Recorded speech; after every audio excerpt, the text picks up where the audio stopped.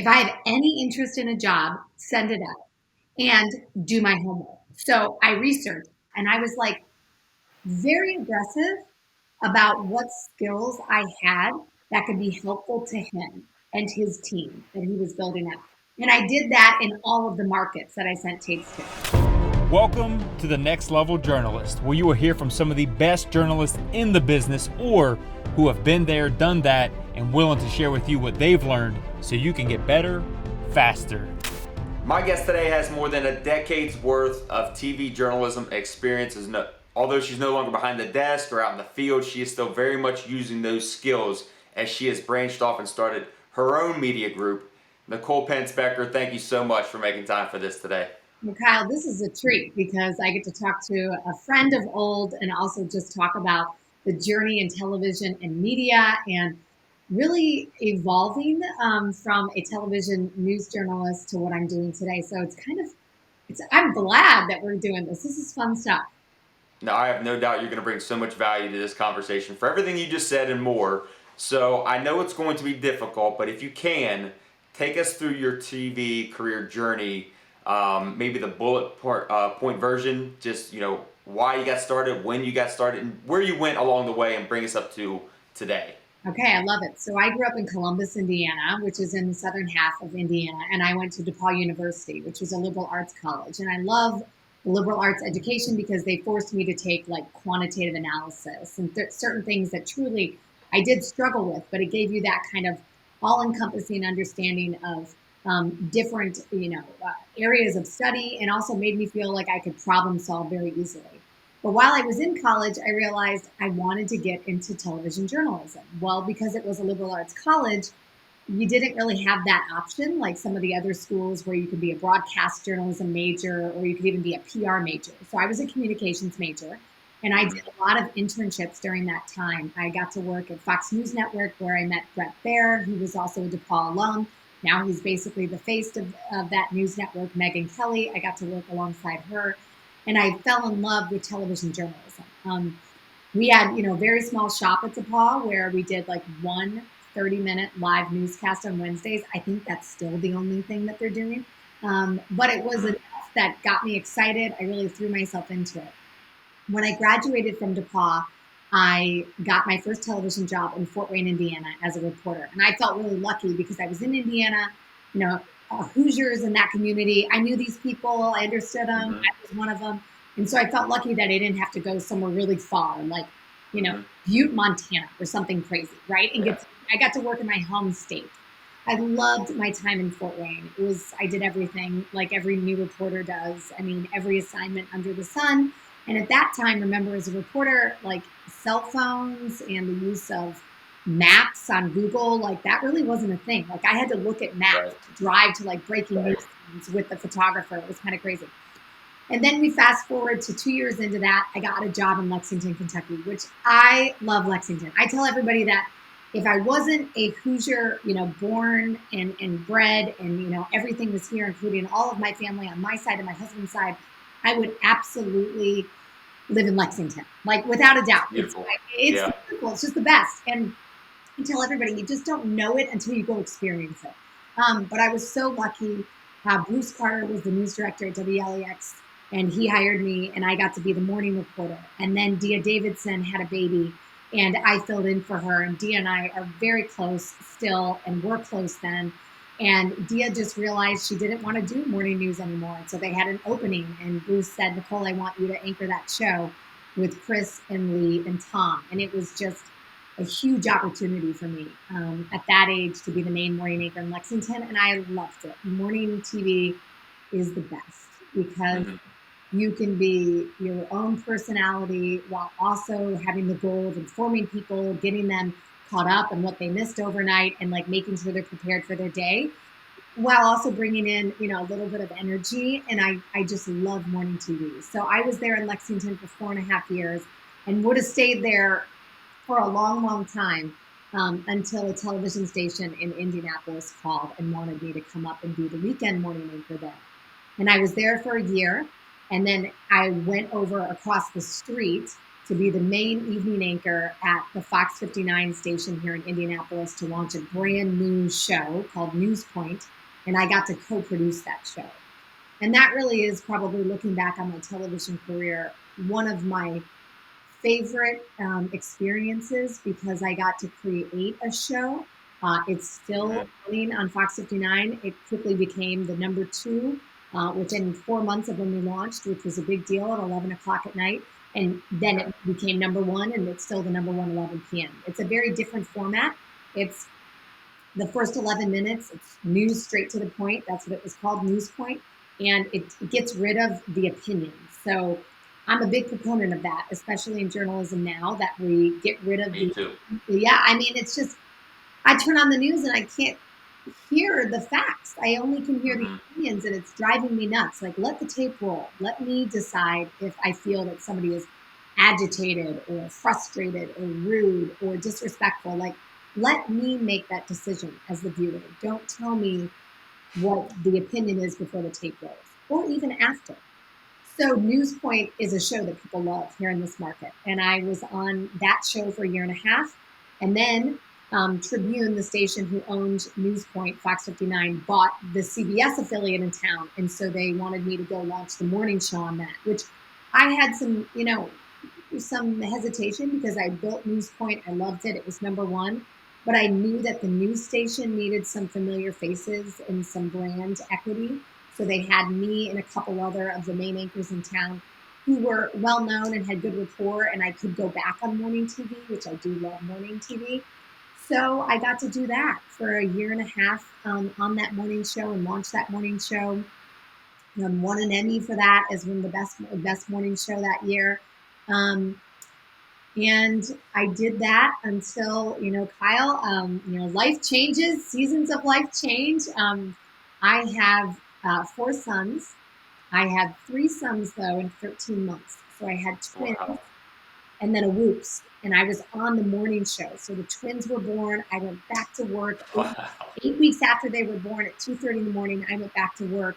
And then when they were 4.5 months old, I realized I was pregnant with our 3rd son. And I knew right then and there that, I couldn't leave 3 infants home, in the middle of the night, and, not be there with them during that time. And there was a lot of people that needed my love and attention. And so I worked up until 5 days before our 3rd son was born.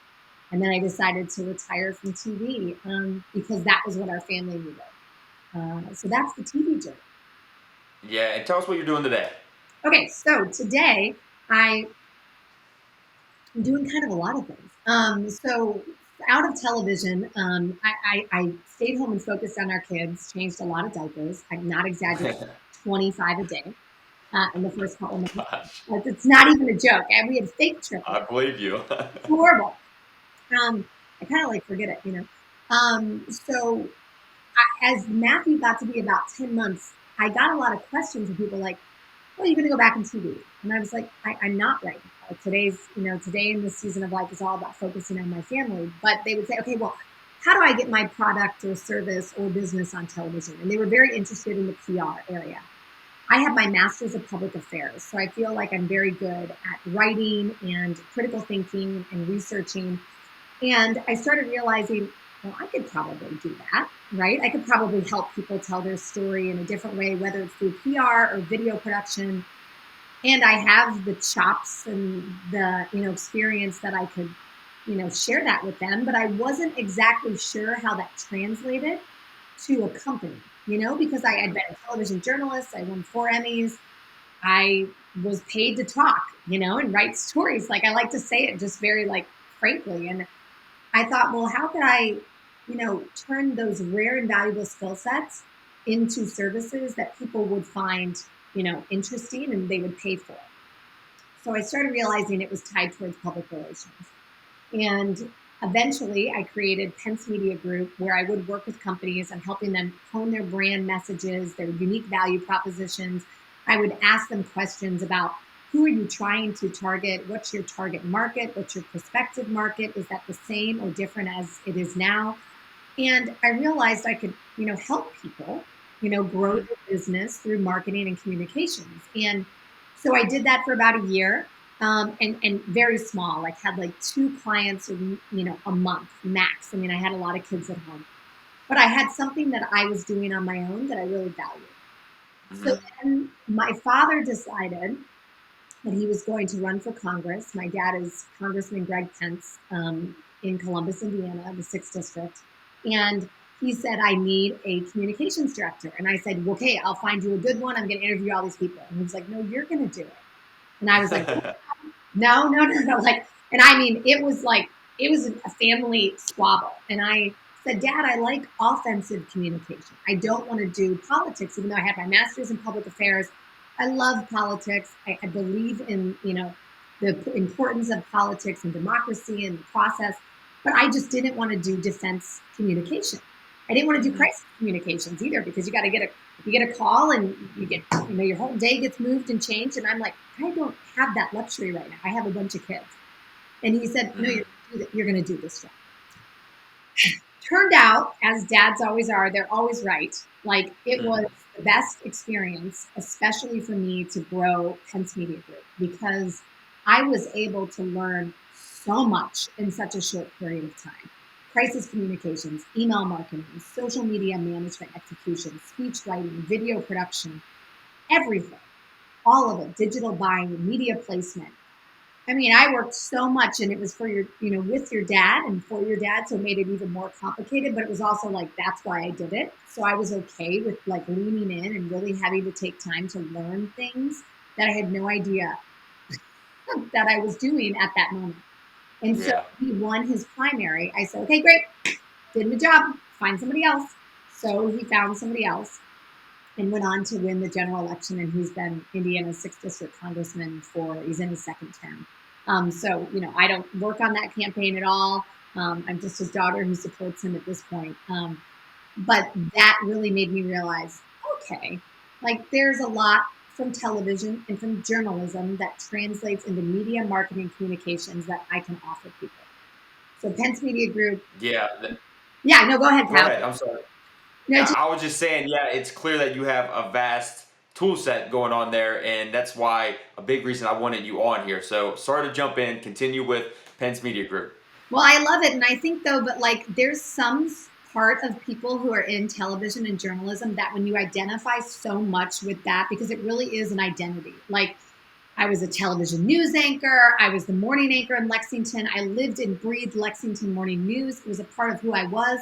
I spent, 10 to 15 hours outside of my job going to events and volunteering for things in the community, because that was my identity, right? So when you get Hmm. out of that area and you kind of think, well, what skills do I have outside of reading the teleprompter and writing a story? But the reality is, as a journalist, you have a lot of rare and valuable skills and a lot of tools that other people do not have.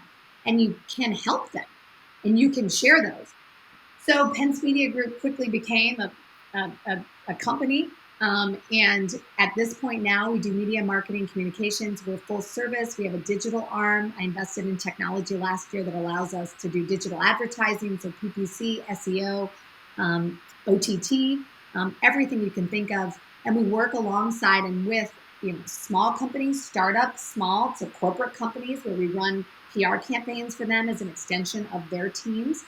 And right now, the PMG team is up to 10 women, including myself. So it's a lot of fun. And I feel like we're helping companies do things that they have stressed about, whether it's their social media or their branding, or they need a website, but they have no idea and they don't want to piece it together with a website developer over here and a videographer over here and a photographer. Like, who can come in and own the whole brand and say, this is your story, let's tell it, in this intentional sequencing and tell it consistently. And it's been a lot of fun. Okay, so the entrepreneur in me wants to continue with that conversation, but this is for journalists, Okay. so I'm gonna have to pull myself back and give us an idea of how you think you broke through and landed your first job. Because I hear so many people, and I know you can relate to this, even though you didn't mention how long it was between you left school and got a job, but it can be hard to break through. And I know, especially during this season, where some people are on a freeze, or they're it's tough to get that first job, I guess is what I'm getting to. So how do you think you broke through, or do you know how you broke through? I do know how I broke through because I remember Okay. talking to Peter Newman, who was the news director of Indiana's News Center in Fort Wayne. And this is a true story. I decided my senior year my goal was to make my tape before I went on spring break. So I could feel like, okay, I got my tape done. I got my reel done. It looks good. I've had enough people look at it. I've leaned on a lot of mentors. That's a big thing for me. Like I mentor a lot of, I want to say kids and journalists still. One of my mentees, Robert Sherman, he was a DePaul grad.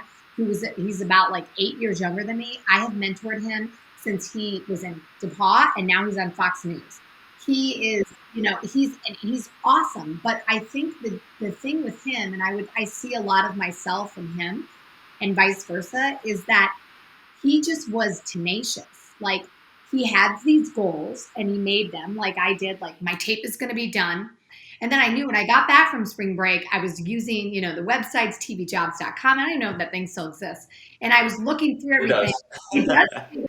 And I was looking through everything and I was going, and my whole thing was, I am not afraid to be heard the word no. Like it doesn't bother me for somebody to say no, no, thank you. And I would be like, okay. So my thing was send them out.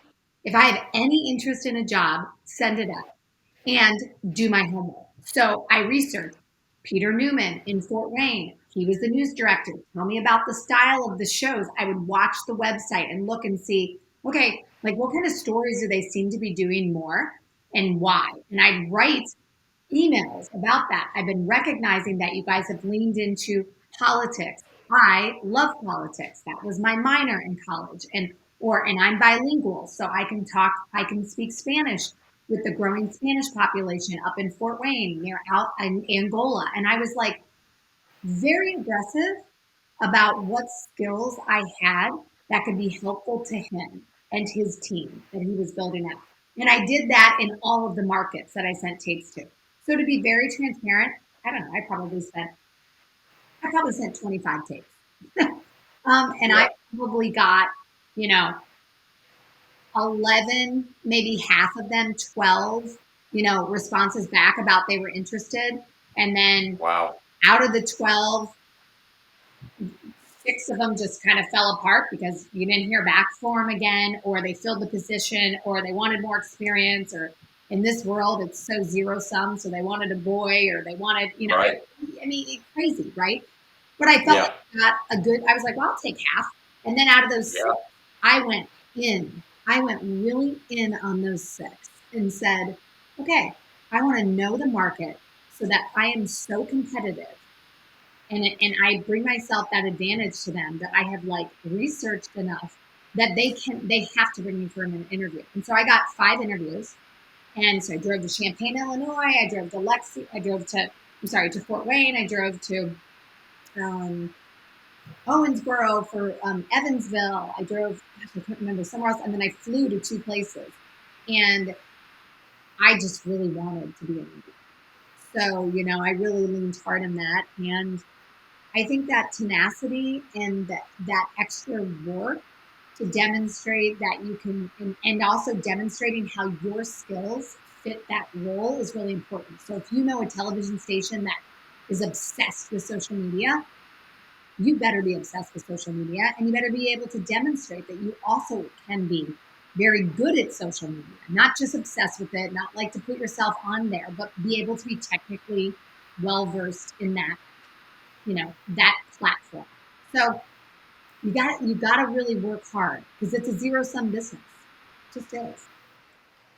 Yeah, I love it. And yeah, you talked about, being tenacious about it, but I love the fact that, you basically got what you put into it, it sounds like. And that's unheard of. I've never heard of somebody getting that many responses. That is incredible. But you gave so much value just in between your messages, just so people realize, look, it's not just sending links. And, back when you said sending tapes, we actually had to package tapes up, right? Send them out. So that got expensive. So It did. clearly, you know, like they can send links today. It doesn't cost anything, but that can also make you lazy. So I hope people are picking up on the fact that you put in you put in the work. You did your homework on these different places, and at the end of the day, you're only going to get one opportunity, but that's all you needed. So I love hearing about what you poured into in getting that first job. That's great, Nicole. And Kyle, like also I think there's something lost in like the follow-up. It's Yeah, like I sent an email, I did the research, I explained my rare and viable skill sets. Okay, great. But how was your follow-up? Like, did you write them a handwritten note? Like I write people handwritten notes today still. We get that's clients, awesome. we get clients on earned media. I write a handwritten note. Like I am constantly still demonstrating, appreciation for people considering, my time or my abilities or my team or my clients. And so that same thing you need to carry through. And it's not like about, because your end game is to get the job. It's just because like you want to create meaningful relationships in your career, and especially in the television world, because guess what? It ain't big. It's not. Like every single person who's worked in TV, like that I've worked with, who's still involved in TV, I know exactly where they are. They're now Mhm. connected to 5 or 10 different people that I worked with along the way. It's a small business. So break in, be good at what you do, and be a good human being and create meaningful relationships. That's really important. I love that, building the relationships, because I can attribute a lot of my success and what I do today to relationships, the people who helped me along the way, who have given me other opportunities to connect with people like you. And I mean, that's, if I could pinpoint one thing, that networking aspect. So I'm glad, so glad you brought that up, that relational element, and just how much of a difference it can make no matter what you end up doing, whether it's TV journalism. And as you said, it is such a small world. There's a good chance you can name a market between the two of us, and we can say, "Oh, I know someone that works there," or "I know someone who knows someone that works there." Right. Um, And that's what it that's is. all. Yeah, it really is. But I think and especially now, like it will always be about relationships, but it also has to be about, technical skill set, right? And just that tenacity to be able to say, I can, turn a package today while also writing a web story, while also engaging on social media, while also still connecting with different, community influencers, right? So Yeah. it's a lot, to be a television journalist today. It's a lot. And I know it Yeah. can get exhausting. So you got to just know that too about the industry. Nicole, how do you think you developed your skill set? You mentioned skills, what your fortes were, and obviously maybe not so much are, but if there is something that's transferable that you think, whether it be storytelling or whatnot, talk about, the skill set that you developed through TV and how maybe someone else can develop it as well. Well, I think one of the big things for me is well, a couple things maybe. I think like for some reason this is coming to my mind, but I think I'm a good note taker. Like I write everything down, like old school, like especially Hmm. when I think back on my television career. I mean, I wrote note, note, note, note, note, note, note. And I love, and now as a media marketing communication specialist, when we do brand strategy discussions, we write notes and notes, and then we look back at the notes and we pull out the themes. And from that theme is the story. It's the same thing that I did in television. So I believe that, like, yes, that's a component of listening. You've got to be a good listener to be a television journalist. Everybody's going to tell you that, blah, blah, blah. But it's also about taking that notes and then making yourself questions on those notes and thematic, recognition that like, oh, there's something more there. When I pull something out there it is. And like, I have horrible handwriting, but I'm a very good note taker. Now I'm a very good, taker for my notes, but I really do believe that that's one thing. I also think, Kyle, like I have a lot of mentors, like a lot of mentors, and I mentor a lot of people. Like I have no problem, like I said, hearing the word no, and I have no problem with people giving me constructive criticism. Like I just don't. I don't know if it's like my Italian, background where like I'm used to people being like, that shirt doesn't look good, or what are you doing there? Like it doesn't hurt my feelings. It's meant to be helpful, and I see it as that. So whether I still do this. I send stuff to people all the time. Hey, how does this look? My husband, he's like my best mentor. Hey, honey, what do you think about this deliverable for this client? Nah, you got it framed wrong. And it's like, okay, great, great, okay, good. I got to do that. It's not somebody telling me how to do it. It's somebody showing me how to do it better. So you have to think of it like that. And so I leaned on my time in Lexington. Nancy Cox, still one of my very dear friends. Chris Goodman even was a mentor of mine. Because he was so much more experienced than I was as a main anchor, but I got to sit next to him and learn from him. Lee Cruz, I mean, I'm still very good friends with that guy, Tom. I mean, these are people who were my mentors and my friends, but I also went to them and I was very direct about, I need advice, I need help. And that was like, okay, put your mentor hat on, take off your friend hat, right? We weren't at, Dudley's having dinner and having drinks. So we were doing things to be more proactive about helping me grow. And I feel like I've always given that back. I teach media classes at DePaul University, and I have a call today with a girl who I've never met. Her mom knows my mom, who knows, we know how that goes. Hey, she's interested. She's an IU senior. She's interested in being on television or do journalism. She just wants to chat with you. I said, okay. So I've got to make that time for people because I believe in the karma jar, and also because people did it for me. So I want to do it for other people. That's awesome, and that's a big reason I wanted you on here as well. I could give it a laundry list of reasons, but I do want to respect your time. I know we've gone long, so I'm going to leave you with this. What advice, you mentioned the word advice just a moment ago, what is the best advice maybe you've been given, or maybe you think advice that you'd like to share with our audience? Understand your rare and valuable skill sets. So it's not about what you can do, it's about what you do really well. So I understand that you're a good writer, but are you a good writer in what sense?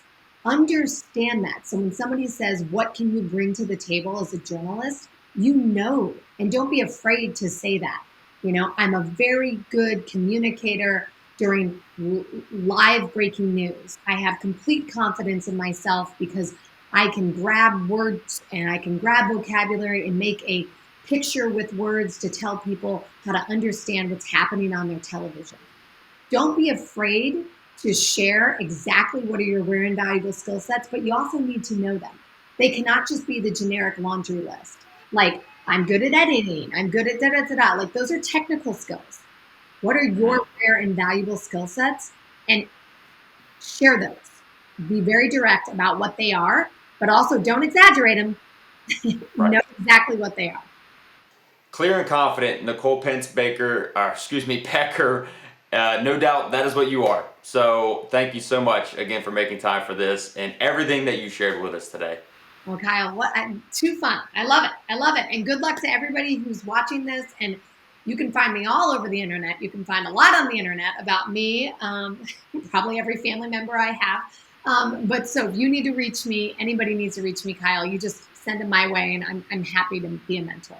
And thank you for checking out this channel. If you found this content beneficial, I'd appreciate it if you hit that like button, hit that subscribe button, and share it with someone you think might find it beneficial as well, because this channel was simply started and created to serve you, to help others grow, to learn how other successful TV journalists do or did it.